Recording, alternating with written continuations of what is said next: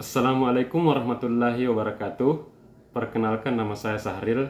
Saya adalah mahasiswa PPG Universitas Islam Negeri Antasari Banjarmasin, kelas SKI 2 tahun 2023. Baik, pada hari ini kita akan belajar materi kelas 10 alia semester 1, yaitu peradaban bangsa Arab sebelum Islam. Secara geografis, menurut sejarawan Syalabi, Jazirah Arab dibagi ke dalam dua wilayah, yaitu bagian tengah dan bagian pinggiran. Bagian tengah terdiri dari gurun pasir dan bukit pasir serta beberapa pegunungan yang tidak begitu tinggi sehingga hujan di tempat itu tidak banyak turun.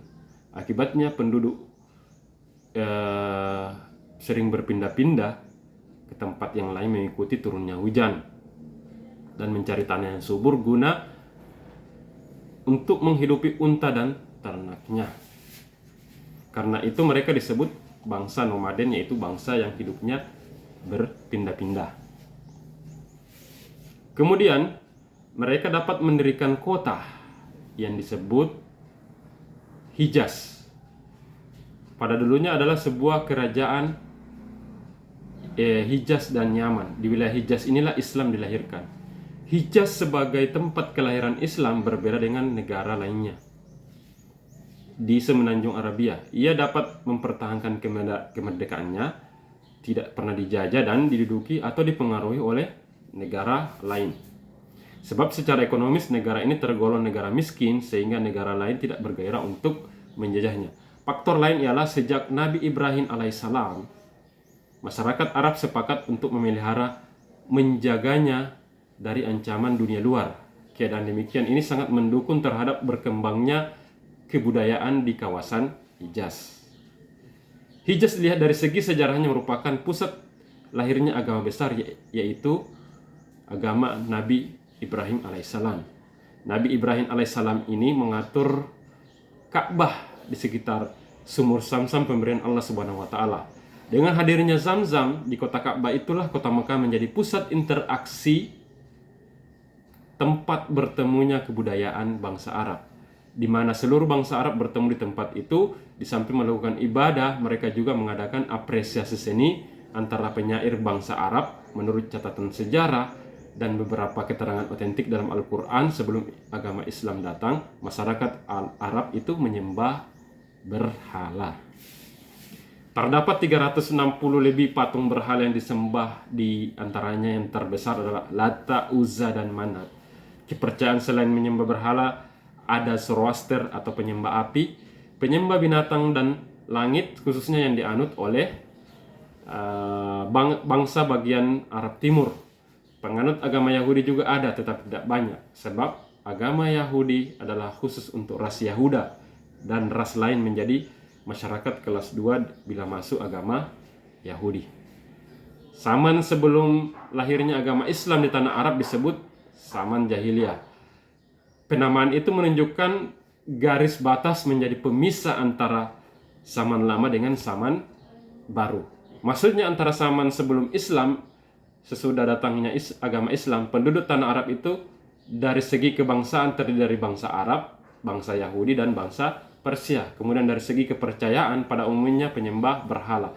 Selain itu, sebagian kecil dari mereka juga memeluk agama Majusi, Yahudi, dan Nasrani. Adat kebiasaan bangsa Arab. Sejarah perkembangan masyarakat Arab tidak bisa dipisahkan dari perkembangan Islam. Bangsa Arab adalah suatu bangsa yang diasuh dan dibesarkan oleh Islam. Sebaliknya, Islam sebagai agama samawi, perkembangannya dipengaruhi oleh peradaban bangsa Arab. Para sejarawan merumuskan sejumlah karakteristik tabiat bangsa Arab yang mungkin mempengaruhi pertumbuhan Islam. Antara lain, yang pertama, masyarakat itu sangat cinta dan setia pada adat dan tradisi kabilahnya masing-masing, yang tercermin dalam kegemarannya menjamu tamu-tamu atas nama kabilah. Yang kedua, seperti diungkapkan oleh Ibnu Khaldun, bahwa pada masa jahiliyah masyarakat Arab adalah masyarakat yang sangat tidak beradab, gemar melakukan perampasan dan permusuhan, tidak memiliki skill dan ilmu, tetapi pembawa mereka sebenarnya murni pemberani dan sanggup berkorban untuk hal-hal yang dipandangnya baik. Nah, dari sini dapat disimpulkan bahwa masyarakat Arab pada saat itu mempunyai dua sifat sekaligus, yaitu sifat positif dan negatif. Sifat positif itulah yang menjadi penunjang perkembangan Islam dan pendorong perkembangan masyarakat Arab. Sedangkan sikap negatif akan merusak kebesaran dan persatuan mereka. Kehidupan yang sangat getir dan keras di gurun pasir menyebabkan orang Arab mempunyai kebiasaan buruk, yaitu antara lain: yang pertama, memandang rendah derajat manusia dan membunuh bayi-bayi perempuan yang baru lahir. Wanita diperjualbelikan untuk menjadi pelampiasan nafsu laki-laki. Yang kedua, suka minum minuman khamar yang memabukkan. Ketiga, suka berjudi, mencuri, merampok, dan menghalalkan segala cara untuk mewujudkan keinginan mereka. Kemudian yang keempat, menyembah berhala yang diletakkan di setiap rumah dan sudut kota. Berhala yang diagungkan oleh mereka adalah Lata, Uzza, dan lain-lain.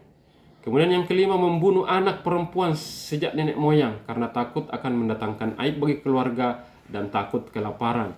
Kemudian yang keenam, suka peperangan.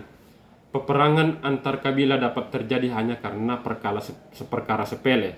Misalnya, seorang dari satu kabilah menghina kabilah anggota lainnya.